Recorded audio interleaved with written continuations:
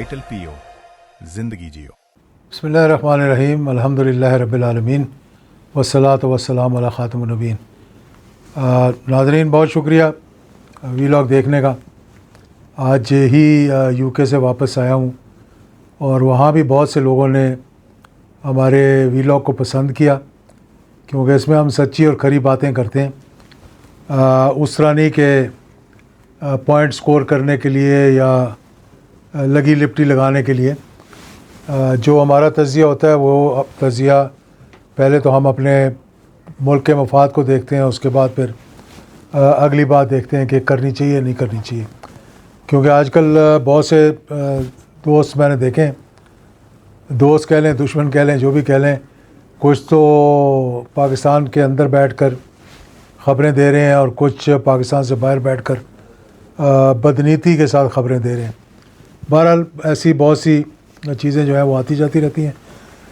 Iran, America, Israel का मैं कह चुका था पहले ही कि अब मुश्किल है कि दोबारा हमला हो और कोई ना कोई बीच का रास्ता जो है वो निकाल लिया जाएगा। इसके बावजूद कि इज़राइल और नेतन्याहू जो है उसकी नीयत जो है वो बड़ी ख़राब रही है और वो नहीं चाहता कि ये मामला जो है वो दुरुस्ती की तरफ जाएं। और ये एक बड़ा लंबा पुराना किस्सा है, किसी वक्त बयान करेंगे इसको। लेकिन आज जो बात मैं करना चाह रहा था वो उन अनसंग हीरोज़ की है जिनके बारे में बहुत कम लोग बात करते हैं और जिनको रिकग्निशन भी नहीं मिलती, लेकिन बैकग्राउंड में रहते हुए वो काम कर जाते हैं जो मुल्क के मफाद में इस तरह से होता है जिस तरह के तारीख़ लिखी जाए जिस तरह। क्योंकि जब एटॉमिक बॉम्ब बना उसके पीछे डॉक्टर अब्दुल कदीर ख़ान, जब मिसाइल बने उसके पीछे कोई और, जब चागी के टनल बने उसके पीछे कोई और कुछ ऐसे लोग भी थे जिन्होंने सारा काम करके दिखा दिया, लेकिन उनका नाम जो है वो नहीं आया। इस बात की मुझे याद इस तरह आई कि मैंने हाल ही में एक मुशाहिद हुसैन सैयद साहब का देखा, किसी को इंटरव्यू दे रहे थे, तो उन्होंने वो बात बताई जो कि अक्टूबर 1979 की थी, जबकि अमेरिका को शक पड़ा हुआ था कि पाकिस्तान जो है वो न्यूक्लियर की तरफ जा रहा है। और उस वक्त क्योंकि अभी अफ़गानिस्तान का एपिसोड शुरू नहीं हुआ था, पाकिस्तान के ऊपर सैंक्शंस भी थे और बड़े मुश्किल दौर से गुज़र रहा था। नया नया मार्शल लॉ लगे हुए अभी 2 साल हुए थे और अमेरिका जो था वो सख्त सैंक्शंस की ज़द में पाकिस्तान को लाया हुआ था। तो उस वक्त अमेरिका ताल्लुकात की वजह से एक मीटिंग कॉल की गई जिसमें मुशाहिद हुसैन सैयद के बकौल वो मैं उनकी कैसेट भी मतलब उनकी जो है वो वीडियो भी इस प्रोग्राम में लगाऊंगा, क्योंकि वो बहुत तारीखी है और सुनने वाली है। ये बात मुझे आगा शाही साहब ने बताई थी कि जब काहूटा के बारे में पहली दफ़ा अमेरिका को पता चला, हमने छुपा के रखा था 3 साल तक। 76 में शुरू हुआ था, 75 में 79 में उनको पता चल गया कि काहूटा में कुछ हो रहा है बम का। अमेरिका ने थ्रेटन किया कि हम उड़ा देंगे काहूटा को। तो जनरल ज़िया ने कहा कि अभी अफगानिस्तान नहीं हुआ था, उससे पहले की बात है। अक्टूबर 1979 को एक वफ्त भेजा गया अमेरिका आगा शाही साहब की क़यादत में, और उस वक्त में कौन कौन जर्नैल थे? General KM Arif, general Ghulam chief of staff to the president, general Ghulam Jilani Khan secretary general defence थे उस वक्त, और जनरल याकूब खान, तीनों लेफ्टिनेंट जनरल, वो साहबजादा याकूब खान साहब और एम्बेसडर थे फ्रांस में। ये गुफ्तगू हुई, सारी हुई। अमरीकी स्टाइल है कि जब आपको असली अगर ना पिछली गल की है, असली बात करनी होती है या धमकी देनी होती है, कहते ज़रा अलहदा आ जाए ज़रा। तो वो शाही साहब को कहा, उन्होंने कहा ज़रा मैं अलहदा बात करनी है आपसे। शाही साहब कहते मैं गया तो साइरस वांस था और उसके साथ था जेरार्ड स्मिथ जो उनका नेगोशिएटर था सोवियत यूनियन के साथ। अच्छा। तो शाही साहब ने एक कमरे में बस 3 लोग हैं और कोई नहीं। Look here mister foreign minister, Shahi साहब फॉरेन मिनिस्टर थे, you are entering the valley of death by trying to make the nuclear bomb, we will not tolerate it, we will destroy it. आप मौत की वादी में शाम एंटर हो रहे हैं और आपकी जो तो शाही साहब बड़े शरीफ आदमी थे, ICS, सॉफ्ट स्पोकन थे, बेंगलोर से ताल्लुक था, बड़े रिफाइंड थे, उनकी मोटी मोटी वो ग्लासेस थी, मुझे याद है, और वो पाइप पीते थे। तो कहते मैंने पाइप पे कोई पफ लिया, मैंने थोड़ा सा स्माइल किया, मैंने कहा mister secretary we can not make a bicycle, how can we make a bomb. अच्छा, हम तो बाइसिकल ही बना सकते हैं, आप बॉम्ब की बात कर रहे हैं, हम बेचारा पसमानदा गरीब मुल्क है। तो कहता है कि मुझे समझ आ गई कि उनकी नीयत क्या है। कहता है मैंने जनरल ज़िया को रिपोर्ट किया अक्टूबर 79। मैं कहा अच्छा। उन्होंने कॉल किया डॉक्टर अशफाक अहमद साहब को, न्यूक्लियर चेयरमैन भी नेशनल एटॉमिक एनर्जी। उन्हें कहा जी जनाब आप जाके वो जगह ढूंढे जहां हमने न्यूक्लियर टेस्ट करना होगा। चागी का जो जगह है वो आपने टेस्ट 1998 में होता है, आपने 19 साल पहले ढूंढ ली थी, जगह सिलेक्ट हो चुकी थी। Under general Zia's orders doctor Ashfaq साहब टीम लेके गए। उन्होंने फिर मुझे बताया कि जी वो जगह ऐसी थी कि वो खुला इलाका था, कई 100 मील बंदा ही कोई नहीं था, वो सारा कुछ था, वो सारा। बहुत से लोग जो है ना ये बात करते हुए घबराते हैं, जब यौम तकबीर आता है तो वो एक छोटी सी लेबॉर्ट्री का जिक्र करके और जो 1970s के अंदर यहाँ पर नूर खान बेस जहाँ पर है, चिकलाला बेस होती थी, वहाँ पे शुरू की गई थी और डॉक्टर कदीर को बुलाया गया था। बहुत बड़ी बात है, हम इसको रिकग्नाइज़ करते हैं, लेकिन कोई पेशरफ नहीं हुई थी। 1976 की बात है कि जनरल ज़िया-उल-हक शहीद नए नए बने थे चीफ ऑफ आर्मी स्टाफ, तो डॉक्टर कदीर से उनकी मुलाकात हो गई। तो उन्हें बड़े, क्योंकि हर कोई डॉक्टर कदीर का फ़ैन था कि ये बड़ा काम कर रहे हैं यहाँ पे पाकिस्तान के अंदर, तो उन्होंने भी डॉक्टर कदीर से मुलाकात की। तो पूछा कि कैसा जा रहा है, उन्होंने कहा कि सब कुछ पैक करके वापस जा रहा हूँ, क्योंकि प्राइम मिनिस्टर तवज्जो नहीं दे रहे और मेरा जो काम है वो चल नहीं रहा। तो जनरल ज़िया-उल-हक शहीद ने उनको कहा कि आप ज़रा रुक जाएं, मुझे बात करने दें। ये बात ख़ुद डॉक्टर अब्दुल कदीर ख़ान ने अपने एक आर्टिकल में लिख के दी थी, और एक उनका बयान भी लगा था इसी बारे में कि मैं पैक करके और जाने वाला था कि ज़िया-उल-हक शहीद से मेरी मुलाकात हो गई। उन्होंने फिर उस वक्त के प्राइम मिनिस्टर जुल्फ़िकार अली भुट्टो से बात की और ये सारा किस्सा उनको सुनाया, जिसके बाद के एक कमेटी बनी, उस कमेटी के अंदर की मीटिंग हुई प्राइम मिनिस्टर के कहने पर, जिसमें हमारे फॉरेन सेक्रेटरी थे, गुलाम इसाक खान थे और एक दो साइंटिस्ट थे बीच में। और उस कमेटी ने फिर ये तय किया कि जो भी डॉक्टर अब्दुल कदीर ख़ान को जिस चीज़ की भी ज़रूरत होगी वो पूरी की जाएगी। और डॉक्टर कदीर ने उसमें ये रिक्वेस्ट किया कि मुझे फ़ौज से भी कुछ लोग चाहिए होंगे जो कि मेरे साथ काम करें, जो सिक्योरिटी वगैरह और प्रिक्योरमेंट वगैरह में मेरी हेल्प करें। तो उसमें एक ब्रिगेडियर ज़ैद अली अकबर जो बाद में लेफ्टिनेंट जनरल बने, चेयरमैन वापडा भी बने, और एक दो और भी शख्सियात थी इसके अंदर। एक ब्रिगेडियर सजावल थे जिन्होंने सिक्योरिटी का बड़ा काम किया।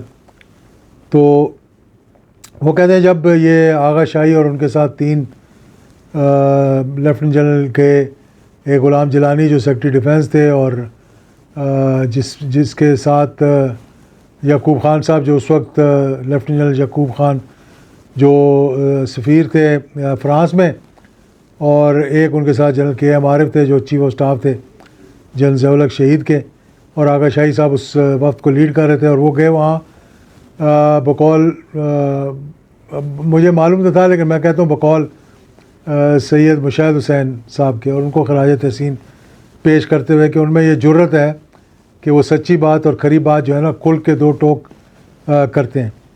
तो एक तो वहाँ जो मीटिंग हुई वो साइरस वैंस थे सेक्रेटरी ऑफ स्टेट वहाँ के, और एक जेरार्ड स्मिथ थे जो कि निगोशिएटर थे सोवियत यूनियन के साथ जो ताल्लुकात अमेरिका के चल रहे थे। और उसमें अमेरिका ने धमकी दी थी आगा शाही को। उन्होंने बड़ी अच्छी उसका जवाब दिया जो कि बड़ा मतलब कि दिलचस्प जवाब था, और इसमें हकीकत भी है कि उन्होंने जब उनको धमकी दी गई तो मुस्कुराते हुए कहा, जो आप सुनेंगे इस वीडियो में, कि पाकिस्तान तो एक साइकिल ही नहीं बना सकता तो वो एटॉमिक बम कैसे बनाएगा। और सब हंस पड़े इस बात पे। तो ये जब वापस आए तो आगा शाही ने जैसे जनरल ज़िया-उल-हक शहीद को बताया, तो उन्होंने फिर इशफाक अहमद साहब को बुलाया और उन्होंने कहा कि फ़ौरी तौर पर आप जगह का तयन करें। ये अक्टूबर 1979 की बात है, अभी अफ़गान जहाज़ शुरू नहीं हुआ था। तो उन्होंने कहा कि ये जगह जो है इसका तयन जो है वो करें और ये देखें कि कहाँ पर हमने टेस्ट करना है जब हम तैयारी कर लेंगे अपनी। कहते हैं कि कामयाब स्ट्रेटजी थी जिसने पाकिस्तान को एक एटॉमिक जो है पावर बनाने के लिए बड़ा एक किरदार अदा किया, क्योंकि अगर साइट ना होती तो टेस्ट कहाँ होता। और देखें, सोच देखें कि टेस्ट 1998 में हो रहा है और टनल्स बनाने की जगह जो है वो ढूंढी जा रही है। कब 1979 अक्टूबर से काम जो है वो शुरू हो गया। तो इसमें एक और किस्सा भी डॉक्टर कदीर ने बताया कि एक दिन मैं उठा तो वो फ़ोन आया प्रेसिडेंट साहब का कि मैं ये, वो कहते हैं कि 1 मई 1981 की बात थी। खैर वो ये बीच में मैं बताऊंगा आपको कि आगे कैसे वो चागी के टनल बने। लेकिन उन्होंने कहा कि डॉक्टर साहब क्या हाल है, तो डॉक्टर कदीर कहते हैं, मैंने कहा जी मैं बिल्कुल ठीक हूँ। उन्होंने कहा कि मैं आज कहूटा का दौरा कर रहा हूँ। और फिर उन्होंने ब्रिगेडियर सजावल को बताया कि तैयारी करें, और जनरल ज़िया-उल-हक शहीद वहाँ गए, उन्होंने सारा सिस्टम देखा जाकर, बड़ी खुशी हुई। और फिर उसको जो थी KRL जो था उसका रिसर्च लेबॉर्ट्री, उसका नाम फिर डॉक्टर कदीर के नाम से खान रिसर्च लेबॉर्ट्री जो है वो रख दिया गया। तो इस तरह से ये एक कहानी जो है वो शुरू हुई और ये आगे चलती रही। अब इसमें ये बताना मैं ये चाह रहा था कि एक शख्सियत थी जिसने ये सारा काम किया चागी के टनल्स बनाने का, और वो थे ब्रिगेडियर सैयद सरफराज अली। 1979 के एंड में उन्होंने ये काम शुरू किया वहाँ पर, और बड़ी तेज़ी के साथ ये काम करते गए। और ये चागी है, जो लोगों को इतना पता नहीं है कि ये रास्कू रेंज है, जो कि माउंटेंस हैं, पहाड़ हैं, और यहाँ पर डेटोनेशन के लिए तैयारी की गई थी और 1 किलोमीटर लंबी सुरंग बनाई गई थी।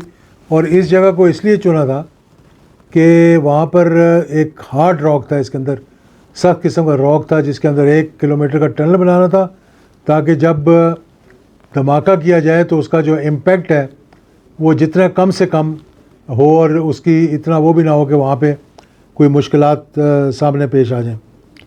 तो फिर जब ये तैयारी शुरू की गई तो 28 फरवरी 1998 को जो धमाका हुआ, उससे तकरीबन 20-19 साल पहले ये काम शुरू हो गया था चागी के टनल जो है वो बनने का। और ये जब इंडिया ने जब टेस्ट किया तो उसके बाद फिर ये है कि पाकिस्तान के पास भी वो जगह थी जहाँ पे पाकिस्तान टेस्ट कर सकता था। तो ये जो ब्रिगेडियर सैयद सरफराज अली साहब थे, वो की मिलिट्री ऑफिसर थे जिन्होंने बनाया, और ना सिर्फ चागी 1 बल्कि चागी 2 भी बनाया। और जब ये धमाके हुए थे, लोगों को इतना मालूम नहीं है कि जब 5 धमाके हुए चागी 1 में, तो एक धमाका फिर उसके 28 के 30 तारीख को हुआ। 28 मई को 1998 को 5 धमाके हुए, और छठा धमाका जो है वो फिर 30 मई को हुआ, जाकर जो चागी 2 के अंदर किया गया, जो कि डिफरेंट रेंज थी। तो ये 1979 में एक स्पेशल डेवलपमेंट वर्क्स, जिसको कहते हैं SDW, जो बनाई गई थी, ये इसका सिर्फ ये काम था कि प्रिपेयर न्यूक्लियर टेस्ट साइट्स और इंजीनियर लॉजिस्टिक्स की जो है वो डेवलपमेंट ये सारी इन्होंने करनी थी। और ब्रिगेडियर सैयद सरफराज अली जो थे वो कमांडर थे SDW के, जो इन्होंने कमांड की। और ये 2 साइट जो बनी वो मैंने आपको बताया डजन्स। अच्छा, इसमें इस दौरान जब ये चागी के टनल बने ना, तो इसमें बहुत से टेस्ट किए गए। तकरीबन कहते हैं कि दर्जन से ज़्यादा कोल्ड टेस्ट किए गए यहाँ पर, इसी लोकेशन में। एक सरगोदा में भी हुआ था, वहाँ की पहाड़ियों के अंदर, और ये एक ऐसे टनल बनाए गए थे जिसकी अंडरग्राउंड अकोमोडेशन भी थी और कमांड फैसिलिटीज़ भी थी उसके अंदर। सो 2 से 3 साल लगे इसको कंप्लीट करने में, और कहते हैं कि 1980 में ये बिल्कुल तैयार हो चुका था। और जो main contributor underground testing facility के जो थे 1998 से 1980 में तैयार हो चुके थे, यानी कि इतने साल पहले।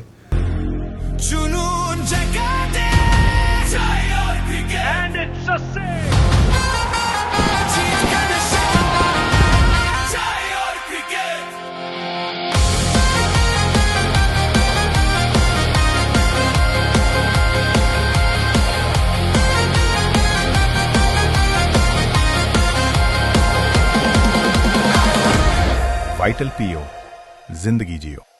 तो मेरे सैयद सरफराज अली की मैं बात कर रहा था, तो पिछले दिनों उनकी बेटी से मुलाकात हुई और कुछ ऐसी चीज़ें देखने को मिली, सुनने को मिली कि मैंने कहा कि अपने ऑडियंस के साथ इसको शेयर करना चाहिए। एक तो उन्होंने मुझे बताया कि उनके वालिद साहब ने जब चागी के टनल तैयार हो गए तो अपनी बेटी को कहा कि ये आज एक टाइम और डेट ज़रा नोट कर लो, और वो थी 13/3/1983।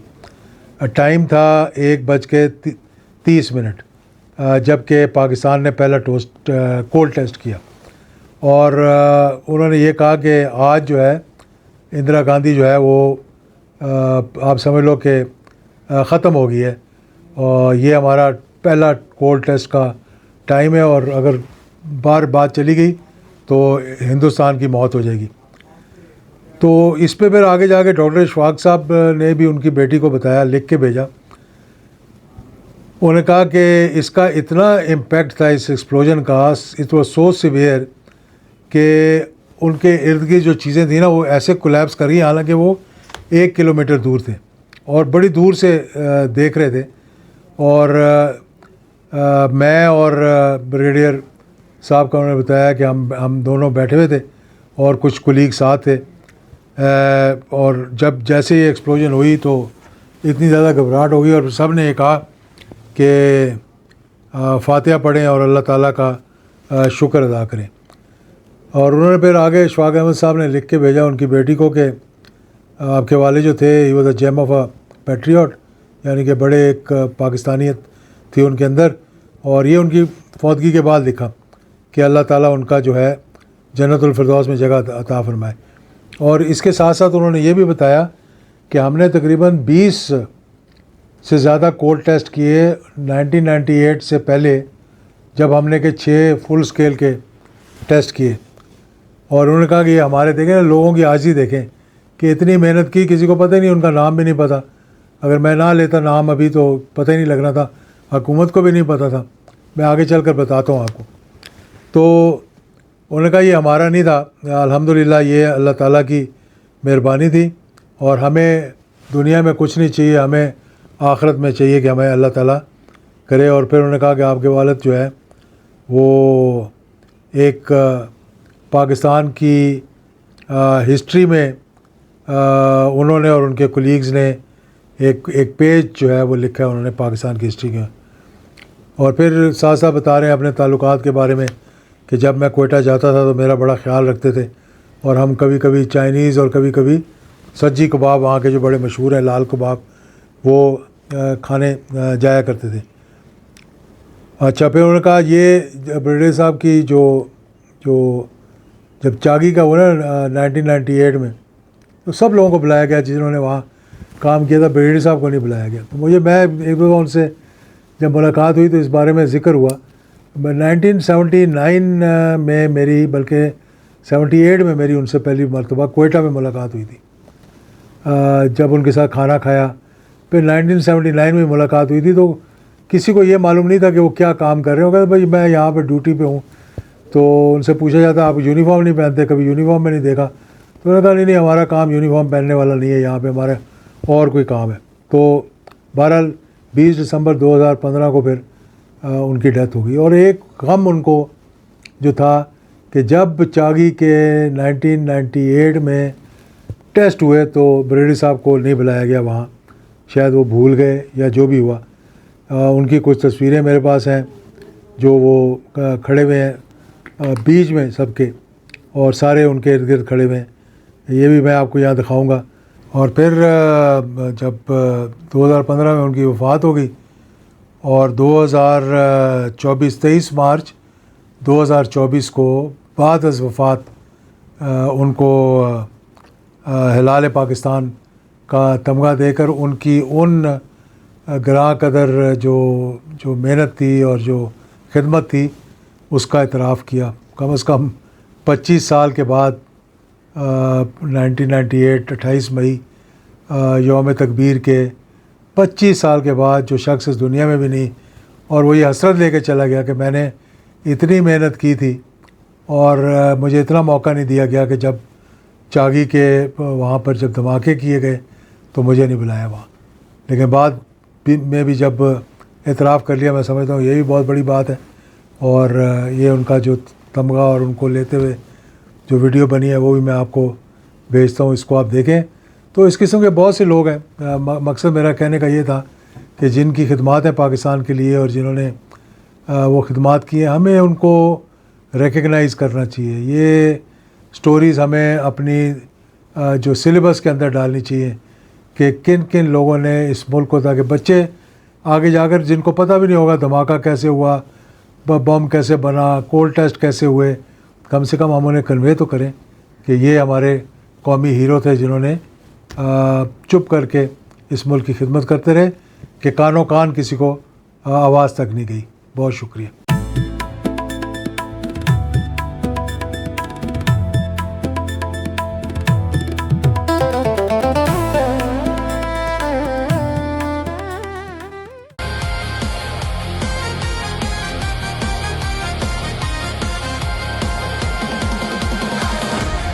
वाइटल पीओ, जिंदगी जियो।